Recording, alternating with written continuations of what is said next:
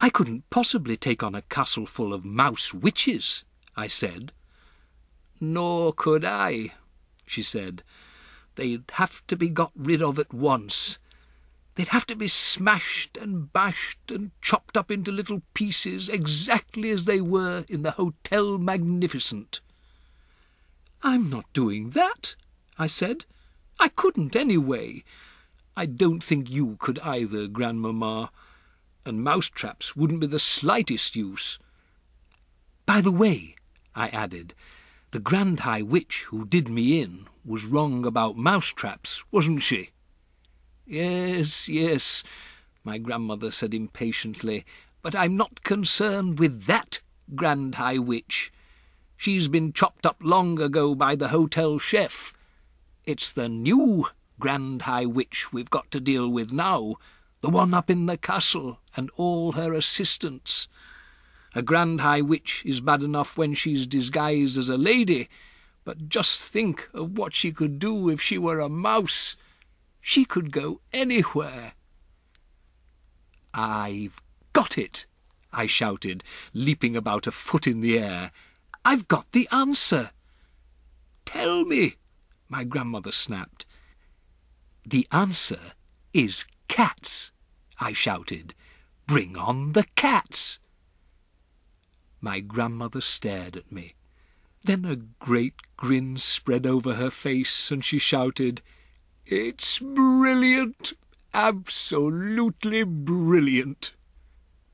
"Shove 6 cats into the castle," I cried, "and they'll kill every mouse in the place in 5 minutes. I don't care how clever they are." "You're a magician," my grandmother shouted, starting to wave her stick about once again.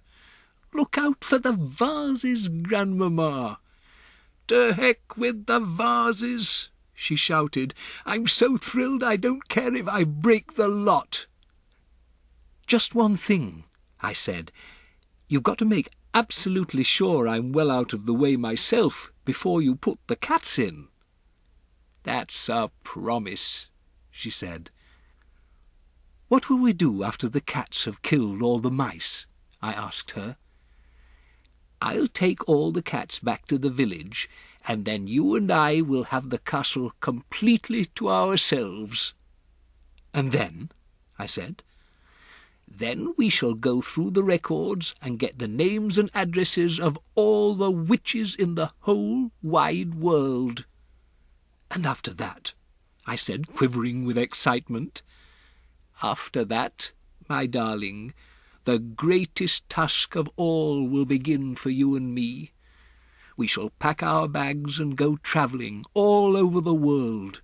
In every country we visit, we shall seek out the houses where the witches are living. We shall find each house one by one, and having found it, you will creep inside and leave your little drops of deadly mouse-maker in the bread or the cornflakes or the rice pudding or whatever food you see lying about. It will be a triumph, my darling, a colossal, unbeatable triumph. We shall do it entirely by ourselves, just you and me. That will be our work for the rest of our lives." My grandmother picked me up off the table and kissed me on the nose. "Oh, my goodness me, we're going to be busy these next few weeks and months and years," she cried. "I think we are," I said. "But what fun and excitement it's going to be!"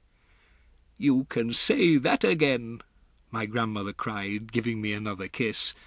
"I can't wait to get started."